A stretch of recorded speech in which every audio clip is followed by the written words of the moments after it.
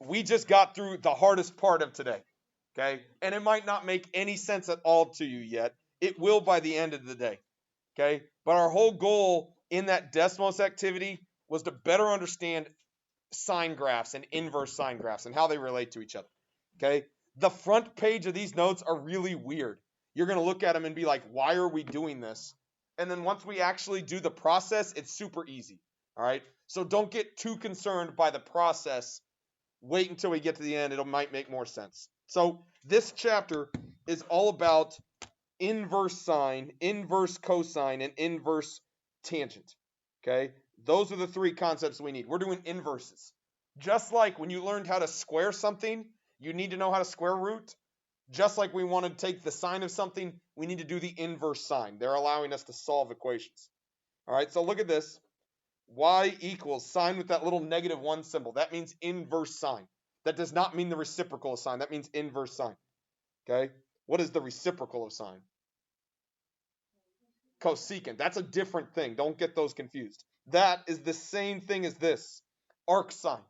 Okay? They use arc sine. I like using arc sine better because it makes more sense instead of a little sine with the -1.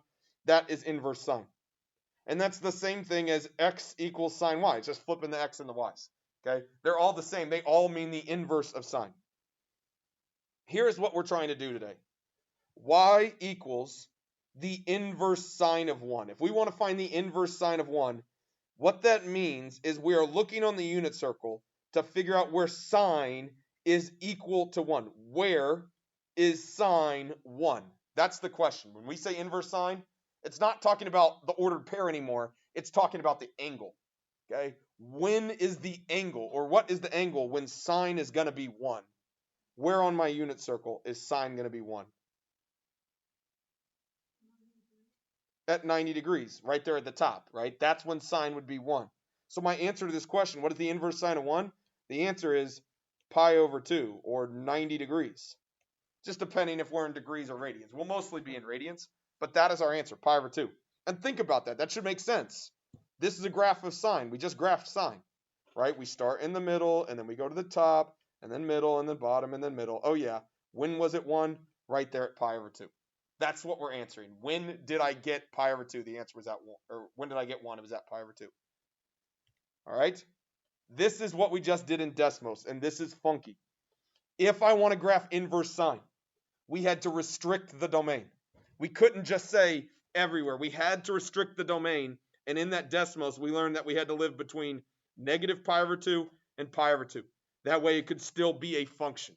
Okay, if you didn't do the Desmos activity at home, that's fine. Just memorize this.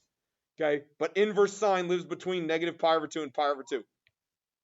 If we were to put this on a unit circle, we're doing sine, so what value are we talking about with sine? X or y? Y. So think about it. Right here, my y is positive. In the second quadrant, my y is positive.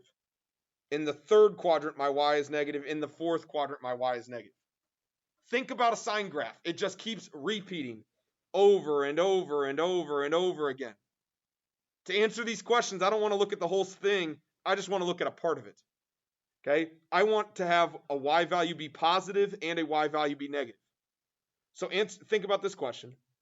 When I'm closest to 0, so think about this. This is 0. Which two quadrants closest to 0 give me both a positive y value and a negative y value? 1 and 4. In quadrant 1, my y value is positive.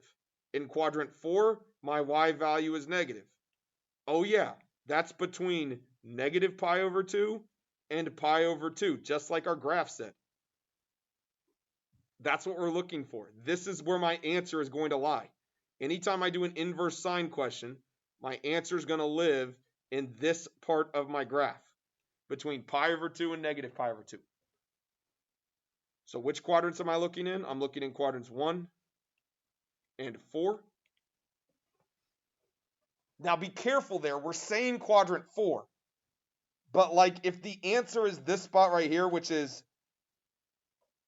well, I don't know, let's get crazy, 330 degrees. Is 330 degrees really close to 0? It's not. It's actually really far away. What would we call that instead if I wanted to be close to 0? Negative 30. Okay? Same thing if this were negative pi over 6 instead of saying 11 pi over 6. We're in quadrants 1 and 4, but we're thinking as quadrant 4 as being a negative angle. Okay, so keep that in mind as we go through stuff. The domain. Look at that graph up here. What is the domain? Between what two x values does my graph live? -1 and 1. That's it. I can't find the inverse sine of any number outside of -1 and 1. That's every answer that I'm going to have is the inverse sine of some number between -1 and 1 because of how that graph is set up. What about the range? What's the lowest y value to the highest y value? Negative pi over 2 to pi over 2. Because my graph lives between there and there. Quadrants 4 to 1, but it's negative pi over 2 to pi over 2. It's strange. I know it's strange. Your brain right now is saying, why is he doing this to me? Just deal with it. Okay? It's the idea of that we had to restrict the domain in order to make it a function. Question so far?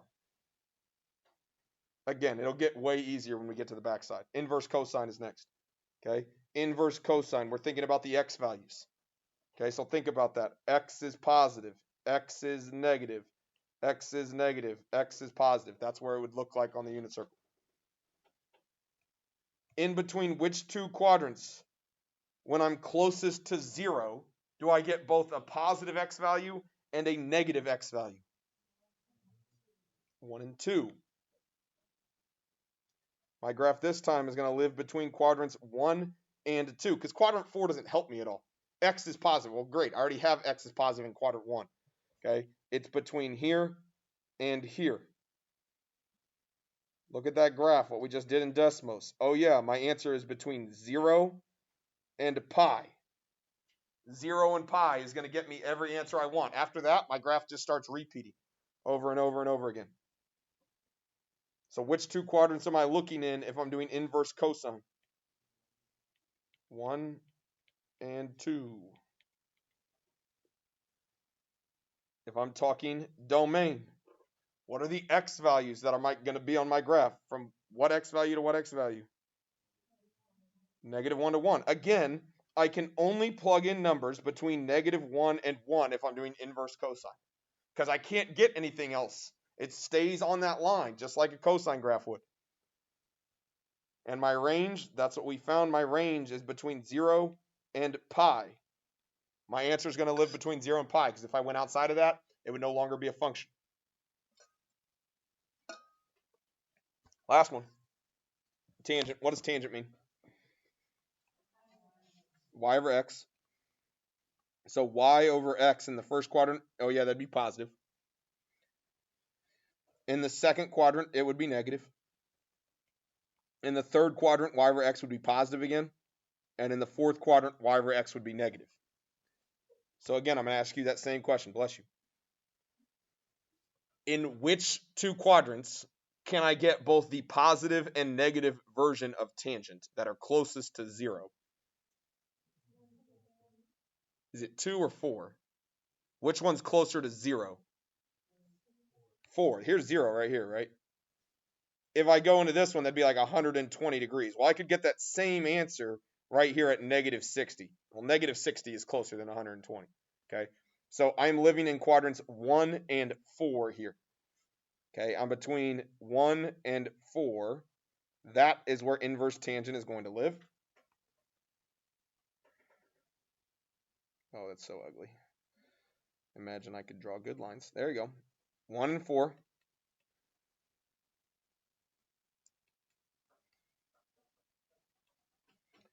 We're talking about domain. Now look at this graph.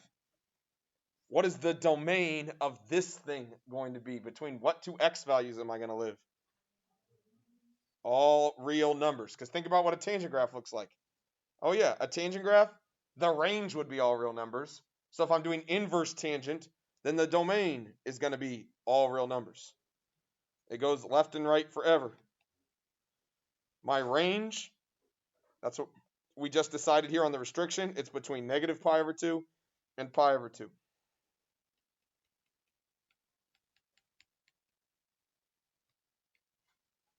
That is what my answer is. That is a weird slide, okay, or a weird page. As you look at that page, it's going to make your brain hurt. here's what I need you to remember. Okay? Inverse sine. When you do inverse sine, it's quadrants 1 and 4. Inverse cosine, 1 and 2. An inverse tangent, 1 and 4. If you get nothing else from that first part of class, that's what I need you to know. Yes, ma'am.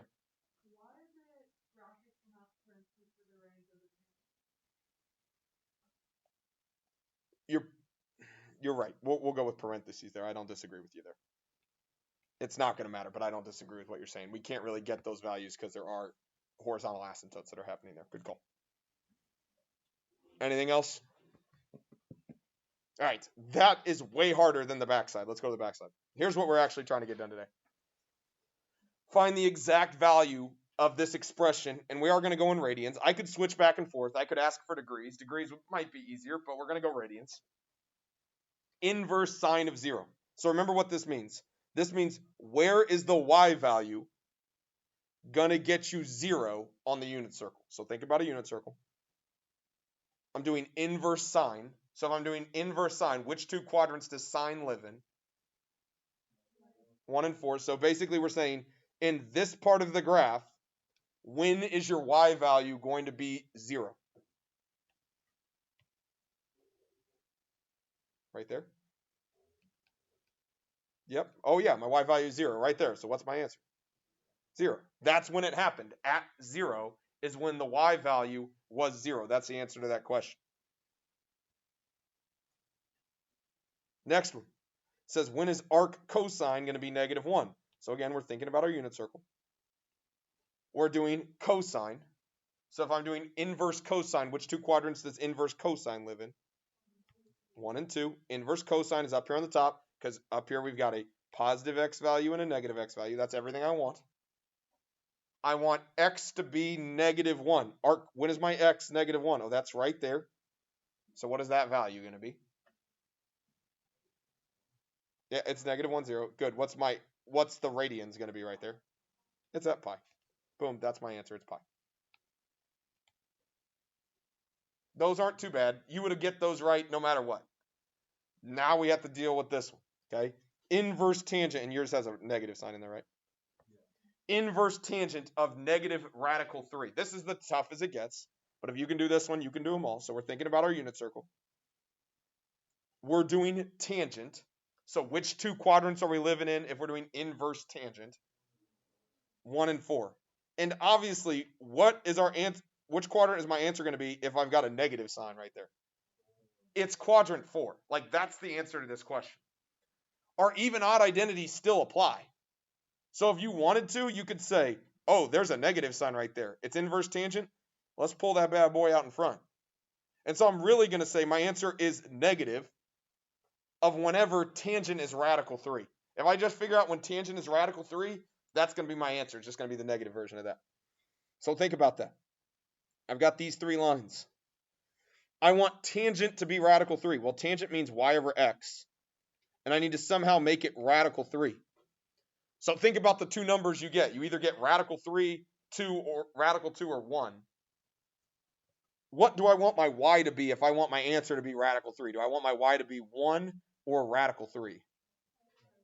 I want my y to be radical 3, and I want my x to be 1. That's what is going to get me radical 3. So I need to think, hand trick here. When is y radical 3? Is it at the pi over 6, pi over 4, or pi over 3? That guy right there, that ordered pair, is 1/2 radical 3 over 2.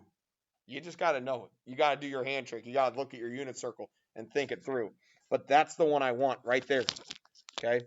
Because if I did that, it'd be y over x. It'd be radical 3 over 1. Oh, yeah, that's what I wanted. I want tangent to be radical 3. So it's at negative pi over 3. Oh, yeah, because down here, it would be exactly the same ordered pair, but the y would be negative, and that's what I wanted because I wanted the tangent to be negative. Kind of makes sense what that is.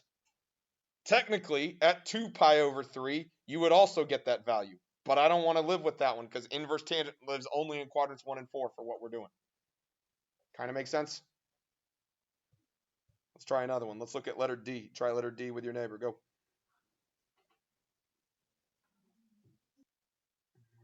inverse cosine.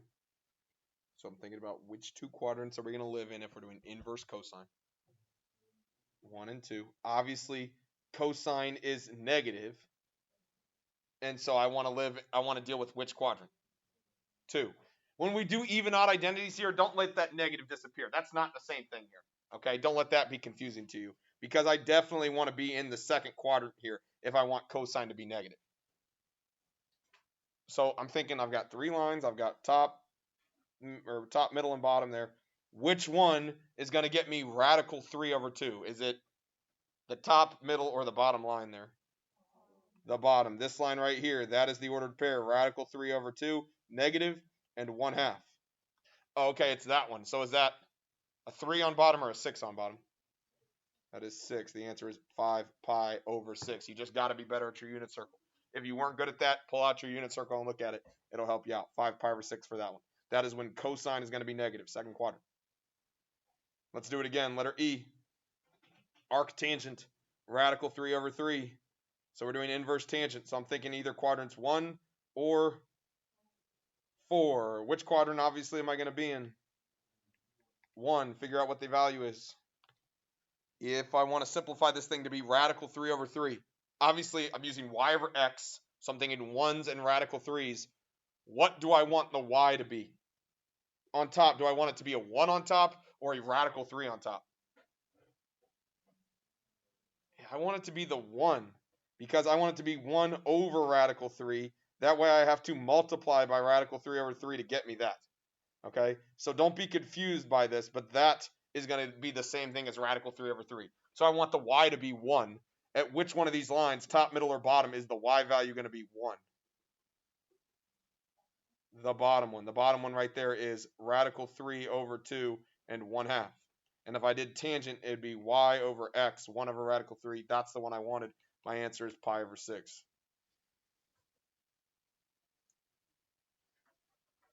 Last one, inverse sine of negative 1/2. Inverse sine of negative 1/2. So I'm thinking unit circle. I'm doing sine. So I'm thinking sine, that's going to be quadrants 1 or 4. I want the y value to be negative 1/2. So obviously I'm living in quadrant 4 down here. Try and figure it out. Which one of those is going to get me sine to be 1/2? The one with 6 on bottom, the one on 4 on bottom, or 3 on bottom? 6. This guy right there. That is when my y is 1/2. And so what's going to go on top then? It is pi over 6. That's what it is, but it is negative because I want to live in the fourth quadrant. Again, with this, you could think, oh, yeah, that negative is going to pop out in front. Don't let that be too confusing because obviously it didn't work exactly the same with cosine. Questions with that? 0 to 5, where are you right now on that idea? Okay. It shouldn't be perfect. It is a unit circle thing. If I just gave you a unit circle and said, here's a unit circle, this would be super easy. You guys would rock through this no problem. That's the hard part. It's just you thinking, oh, man, I need to be better at my unit circle, and that's okay. We will get to that point. Okay? Let's break out our calculator real quick. We're going to do some quick calculator stuff. Not too bad. All right, so we're just going to go through this. I'm not going to get crazy. We're just doing, let's just do the degrees section. We're not even going to do the radians one. It would be the exact same thing, just hitting different buttons. So hit your mode. Make sure you're in degrees. If you're not in degrees, this isn't going to work. But I'm in degrees. Second, quit. Get out of that. I'm doing inverse sine of 1/3. Okay, so make sure we know how to do that. All we have to do is hit the second button and then the sine button. That's going to get me inverse sine. And then I'm just typing in 1/3. So 1 divided by 3. I type it in. I hit enter. Boom. That is my answer. When is my sine value going to be 1/3? At 19.471 degrees. That is when my y value is going to be 1/3. Do the other two real fast. It shouldn't be too tough. Go. I'm doing inverse tangent of -3. Remember, arctangent, inverse tangent, exactly the same thing. Okay, don't let that throw you off. So all we're doing is going second tangent -3. Boom. Type in a negative sign 3. Hit enter. Negative 71.565 degrees. That's no problem. Inverse cosine of 1.5. Thumbs up if you got an answer bigger than 30 degrees. Thumbs down if you got an answer less than 30 degrees. Not getting a whole lot of thumbs there, guys. It's not that deep. Second cosine. 1.5. You just type it in, and then you hit enter. When is your cosine going to be 1.5? Never. It's never going to be 1.5. That does not exist. Okay, DNE, it doesn't exist. Why not? Why can't I get 1.5? Yeah, think about a tangent graph, okay? We're doing arctangent, but think about tangent. My graph lives like that. Oh, I'm doing cosine. Who cares? Same thing, but I start at the top. My graph goes between 1 and -1. So the question is, when is your cosine going to be 1.5? It's not. Your graph lives between 1 and -1. That's what we did here on the front when we did domain. If I plug anything in outside of -1 and 1 for sine or cosine, it's not going to work. Inverse tangent, you can type in anything you want. But inverse sine and cosine, you got to live in between that. Okay? There's a second part down there with composite functions. We're going to do that for bell work tomorrow because that's where I finished in my other classes. So we're good with that.